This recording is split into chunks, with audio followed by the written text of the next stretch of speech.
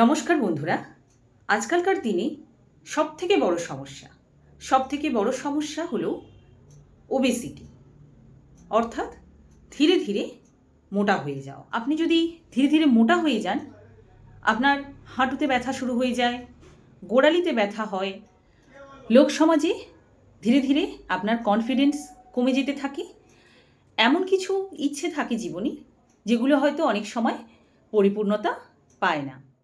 আজকের এই ভিডিওতে আপনাদের সঙ্গে দ্রুত ওয়েট লস করার একটি হোমিওপ্যাথিক মেডিসিন শেয়ার করব। মেডিসিনটি হলো ফাইটোলক্কা বেরি।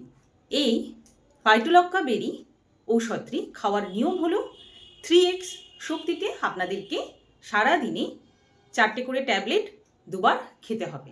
আর এই রকম ইনফরমেটিভ ভিডিও পেতে আমার চ্যানেলটিকে অবশ্যই সাবস্ক্রাইব করে রাখবেন।